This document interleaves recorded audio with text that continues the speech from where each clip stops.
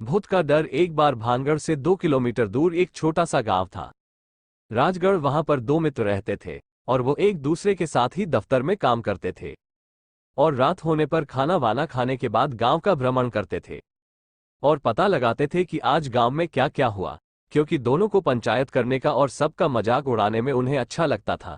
उनके माँ बाप ने उनकी इन्हीं हरकतों की वजह से उनका नाम भी सोच समझ के रखा था। एक का नाम था शेर सिंह, दूसरे का नाम था राम भरोसे। शेर सिंह अपने नाम के हिसाब से ना तो किसी से डरता और ना ही किसी की बातों पर बिना देखे विश्वास करता, और राम भरोसे भगवान भरोसे विश्वास करता था। सब पर विश्वास करता, चाहे कोई सच बोले या झूठ फट से मान लेता। एक बार किसी ने राम भरोसे को बताया कि गांव के बाहर एक खेत में पीपल का पेड़ है, उस पर प्रेत और बरम रहते हैं। तो राम भरोसे को लगा कि इसने देखा होगा, तभी तो बोल रहा है, ये सच ही होगा। उसने यह बात अपने मित्र शेर सिंह को बताया। शेर सिंह ने कहा कि ऐसा कुछ नहीं होता, भूत तो होते ही नहीं। तो राम भरोसे ने बोला, ठीक है, अगर तुम्हें हमारी बातों पर विश्वास नहीं होता तो तुम आज रात उस पीपल के नीचे एक खूंटा गाड़ कर आ जाओ। शेर सिंह ने बोला, क्यों नहीं, ऐसा ही होगा, लेकिन तुम हमारे साथ चलना। राम भरोसे ने झट से मना कर दिया, क्योंकि वो डरता था। उसने कहा, तुम खूंटा जब गाड़ोगे तब मैं दूर से सारे साथियों के साथ तुम्हें देखूंगा।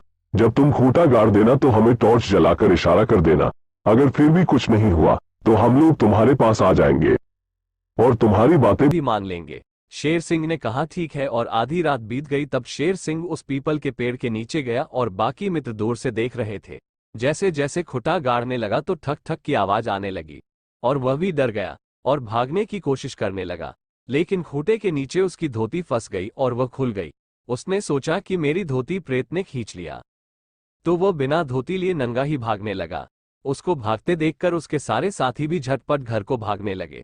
तभी एक मित्र ने बोला कि बरम ने शेर सिंह को मार डाला होगा और हमको भी मारने दौड़ा है, भागो जल्दी जल्दी। किसी का गिरने से पाँव टूटा और किसी का हाथ टूटा, यहां तक तो एक की आंख भी फूट गई, फिर भी कोई रुका नहीं, क्योंकि उनके पीछे तो भूत पड़ा था।